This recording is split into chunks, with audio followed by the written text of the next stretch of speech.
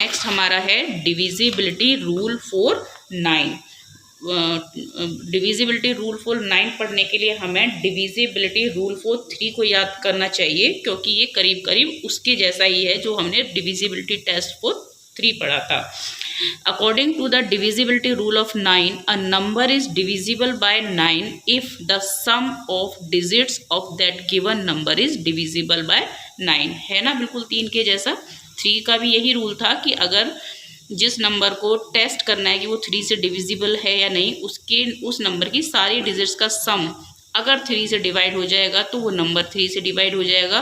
बिल्कुल वैसे ही 9 का भी है कि जिस नंबर को टेस्ट करना है उसकी सारी डिजिट्स का सम निकाल लीजिए। अगर वो सम 9 से डिविजिबल होगा तो पूरा की पूरा नंबर डिविजिबल होगा। सपोज एक एग्जांपल ले लेते हैं। मेरे पास एक एग्जांपल है 2169। इसकी डिजिट्स को सम निकाल लेते हैं। 2 + 1 + 6 + 9 और इसका सम होगा 3, 9 and 9 18 हो गया। और 18 9 से डिविजिबल है तो ये पूरा की पूरा नंबर 9 से डिविजिबल होगा। एक और एग्जांपल देख लेते हैं 1670। इसके सारी डिजिट्स का सम निकालते हैं। 1 + 6 + 7 + 0 सम होगा 14। क्या 14 9 से डिविजिबल है? नो, तो ये नंबर भी 9 से डिविजिबल नहीं होगा। नेक्स्ट है हमारा divisibility rule of 10। Very very very easy to remember. A number having a 0 as its last digit is divisible by 10। अगर किसी भी नंबर के लास्ट में एक 0 होगी तो वो नंबर 10 से डिविजिबल होगा।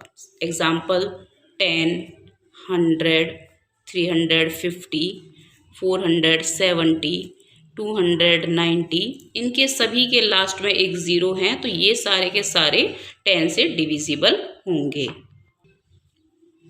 नेक्स्ट है हमारा divisible by 11। This test said that a number is only completely divisible by 11 if the difference of the sum of its alternative digit of a given number is divisible by 11 और a 0। यानी कि जिस भी number को हमें check करना है उसकी ऑल्टरनेटिव डिजिट्स का अलग अलग सम निकाल लें और उन सम का डिफरेंस निकालें। या तो सम का डिफरेंस 0 आए या फिर जो सम का डिफरेंस है वो 11 का मल्टीपल हो तो वो पूरा की पूरा नंबर 11 से डिविजिबल होगा। एग्जाम्पल के तौर हम एग्जाम्पल देख लेते हैं। एक मान लीजिए मेरे पास एक एग्जाम्पल है 1364। अब देखिए ऑल्टरनेटिव डिजिट्स कैसे कि पहली डिजिट को अलग रखिए और दूसरी को अलग, फिर तीसरी को पहली के साथ रखिए और चौथी को दूसरी के साथ। हमारे पास 4 ही डिजिट थी। फर्स्ट और थर्ड को एक साथ जोड़ा, सेकंड एंड फोर्थ को एक साथ जोड़ा, तो देखिए इसका जो सम आएगा वो होगा 7 और इसका भी सम होगा 7। इन दोनों को डिफरेंस को अगर हम माइनस करें तो 0 आया है। अगर 0 आता है तो भी ये पूरा की पूरा नंबर 11 से डिवाइड हो जाएगा और अगर ये डिफरेंस 11 का मल्टीपल होता तो भी ये नंबर 11 से डिवाइड हो जाता। दूसरा एग्जांपल देखते हैं। मान लीजिए हमारे पास एक नंबर है ये वाला 1,12,233। इसमें भी फर्स्ट डिजिट को अलग, सेकंड को अलग, थर्ड को फर्स्ट के साथ, फोर्थ को सेकंड के साथ, फिफ्थ को फर्स्ट एंड थर्ड के साथ और सिक्स्थ को सेकंड एंड फोर्थ के साथ। इनको अलग अलग जोड़ लेते हैं। ये 6 हो गया और ये भी 6 हो गया। दोनों का डिफरेंस निकालें तो एक 0 होगा। तो ये नंबर पूरी तरह 11 से डिवाइड होगा, पूरी तरह डिविजिबल होगा।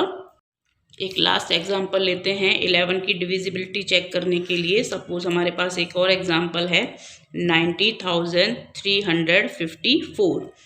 ऑल्टरनेटिव डिजिट्स का अलग अलग सम निकाल लेते हैं। देखिए पहले को अलग रखेंगे, दूसरे को अलग, फिर तीसरे को पहले के साथ, चौथे को दूसरे के साथ और पांचवे को पहले और तीसरे के साथ। तो यही डिजिट्स थी, इनका अलग अलग सम निकाल लेते हैं।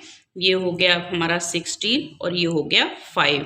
दोनों के सम का डिफरेंस निकालेंगे तो हमारे पास हो गया 11, और 11 का मल्टीपल है, तो इसका मतलब ये पूरा की पूरा नंबर 11 से डिविजिबल होगा। एक बार फिर से आपको रूल समझा देती हूँ कि अगर किसी भी नंबर के जिस नंबर के लिए हमें डिविजिबिलिटी चेक करनी है 11 के लिए, उनमें उनके ऑल्टरनेटिव डिजिट्स के सम का डिफरेंस या तो 0 हो या 11 का मल्टीपल हो, तो वो नंबर 11 से डिविजिबल होंगे। नेक्स्ट है हमारा divisibility by 12। A number is divisible by 12 if it is divisible by coprime number of 12 that is 3 and 4। अगर कोई नंबर 3 और 4 दोनों से डिविजिबल है तो वो नंबर 12 से भी डिविजिबल होगा। फॉर एग्जाम्पल, मेरे पास एक नंबर है 648, तो देखते हैं कि क्या ये नंबर 3 से डिविजिबल है। 3 से डिविजिबिलिटी टेस्ट है कि इनका सभी डिजिट्स का सम निकाल लें। 6 + 4 दैट इज 10 and 8 18। 18 3 से डिविजिबल है, और 4 की डिविजिबिलिटी टेस्ट के अकॉर्डिंग लास्ट की 2 डिजिट्स से जो नंबर बनता है वो अगर 4 से डिविजिबल है तो पूरा नंबर 4 से डिविजिबल होगा।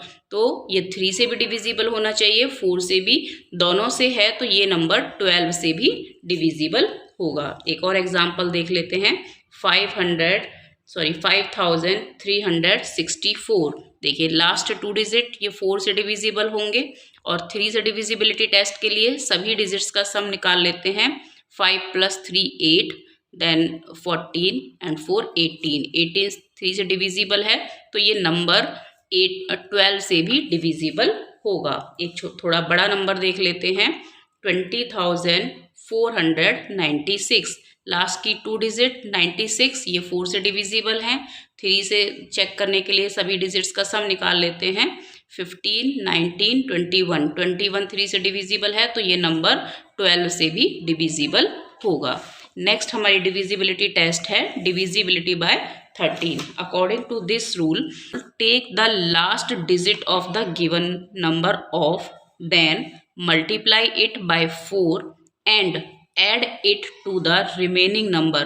Repeat this process till you get 2 digit or a familiar multiple of 13। कहने का मतलब ये है कि जिस भी नंबर के लिए चेक करना है उसकी लास्ट डिजिट को अलग निकालिए, उस डिजिट को 4 से मल्टीप्लाई कीजिए, और उसे जो रिजल्ट होगा 4 से मल्टीप्लाई करने के बाद उस नंबर को रिमेनिंग नंबर में ऐड कर दीजिए। और ये प्रोसेस आपको तब तक करना है जब तक आपको या तो आपको फैमिलियर मल्टीपल, यानी कि आप देखकर ही बता दें कि हाँ ये 13 से डिवाइड हो जाएगा, या फिर 2 डिजिट का मल्टीपल मिल जाए, तब तक आप इस प्रोसेस को रिपीट कर सकते हैं। एग्जाम्पल से समझते हैं। सपोज एक छोटे से एग्जाम्पल लेते हैं पहले हम। 156। अकॉर्डिंग टू रूल सबसे लास्ट डिजिट को हटाइए, 4 से मल्टीप्लाई कीजिए, ये हो गया 24, और बाकी जो नंबर बच गया है उसमें इस प्रोडक्ट को ऐड कर दीजिए, तो ये हो जाएगा आपका 39। 39 हमें पता है कि 3 से डिविजिबल है, तो ये पूरा नंबर 13 से डिवाइड हो जाएगा। एक थोड़ा बड़ा नंबर देखते हैं। 2028। लास्ट डिजिट को 4 से मल्टीप्लाई कर दीजिए, ये हो गया 32, और इसको बाकी रिमेनिंग जो नंबर है उसमें ऐड कर दीजिए, तो ये हो गया हमारे पास 234। अब विदाउट डिवीज़न तो नहीं समझ में आएगा, थोड़ा सा बड़ा हो गया है कि ये 13 से डिविजिबल है कि नहीं है, तो इस प्रोसेस को फिर से रिपीट कर लेते हैं। लास्ट डिजिट को एक्सट्रैक्ट करेंगे, 4 से मल्टीप्लाई करेंगे, 16 हो गया।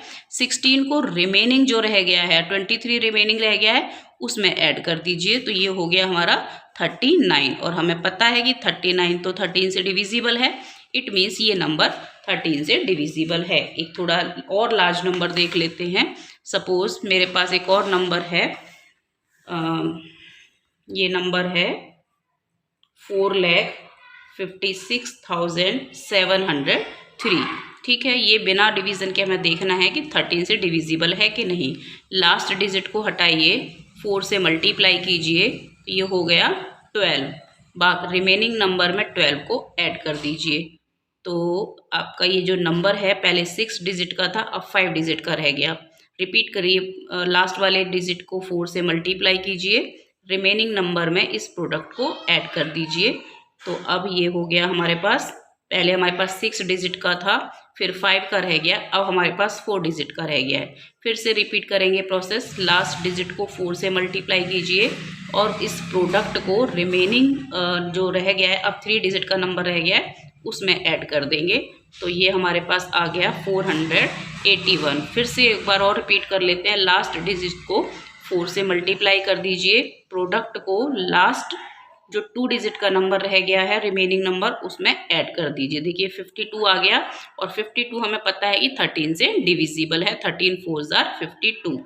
इट मीन्स ये पूरा की पूरा नंबर जो हमारा 6 डिजिट का था 4,56,703, ये नंबर 13 से डिविजिबल है ना आसान।